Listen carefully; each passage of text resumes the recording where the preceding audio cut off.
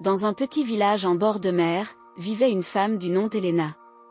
Elle était connue pour sa beauté envoûtante, mais derrière son visage angélique se cachait une obscurité profonde. Depuis des années, elle avait vécu dans l'ombre de son mari, un pêcheur nommé Marco, dont la réputation de pêcheur habile et respecté avait éclipsé sa propre existence. Mais Helena nourrissait un secret sombre dans les profondeurs de son âme.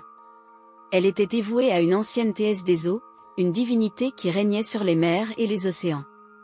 Dans ces moments de solitude, Helena se retirait sur la plage, offrant des prières silencieuses à sa déesse, espérant trouver une issue à sa misérable existence. Un jour, alors que les eaux étaient agitées et le ciel sombre, Helena reçut une vision de sa déesse.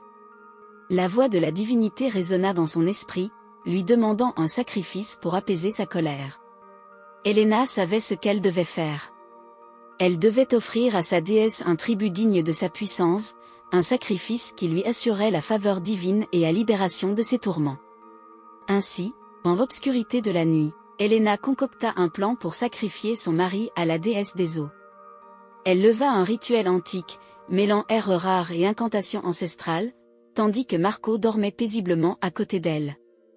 Son cœur était lourd de culpabilité, mais elle était convaincue que c'était le seul moyen de trouver la rédemption. Le lendemain matin, Helena accompagna Marco en mer, lui promettant une journée de pêche abondante. Mais alors qu'il s'aventurait plus loin des côtes, Helena attendit le moment propice pour mettre son plan à exécution. Quand Marco eut le dos tourné, elle le frappa violemment à la tête, le laissant inconscient sur le bateau. Le cœur battant, Helena se prépara à accomplir le sacrifice. Elle attacha les mains et les pieds de Marco avec des cordes, puis l'immergea lentement dans les eaux tourbillonnantes. Ses larmes se mêlaient à l'écume salée alors qu'elle prononçait les mots de l'offrande, invoquant la clémence de la déesse. Mais alors que les vagues engloutissaient le corps de Marco, quelque chose d'inattendu se produisit. Une tempête éclata soudainement, déchirant le ciel avec ses éclairs et ses rugissements assourdissants. Les eaux se soulevaient en furie, menaçant d'engloutir le bateau et son occupante. Prise de panique, Helena réalisa l'horreur de ses actes. Dans un élan de désespoir, elle plongea dans les flots tumultueux, cherchant à sauver son mari de sa propre folie. Les vagues la saisirent, la secouant comme une marionnette, mais elle tint bon, déterminée à réparer ses erreurs. Finalement, après des heures d'agonie, la tempête se calma et les eaux redevinrent calmes.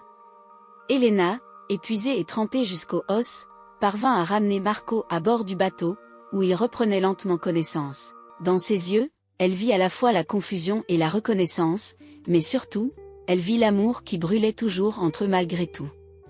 Dans les jours qui suivirent, Helena et Marco rentrèrent chez eux, silencieux mais liés par un lien indéfectible forgé dans les flots tumultueux de la mer. Helena avait appris une leçon amère sur le pouvoir destructeur de ses propres désirs, mais elle avait aussi découvert la force de l'amour et de la rédemption.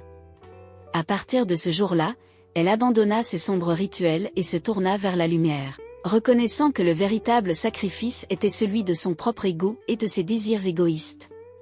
Et tandis qu'ils naviguaient ensemble sur les eaux paisibles, Marco et Helena savaient qu'il avait surmonté les tempêtes de l'âme pour émerger plus fort et plus unis que jamais.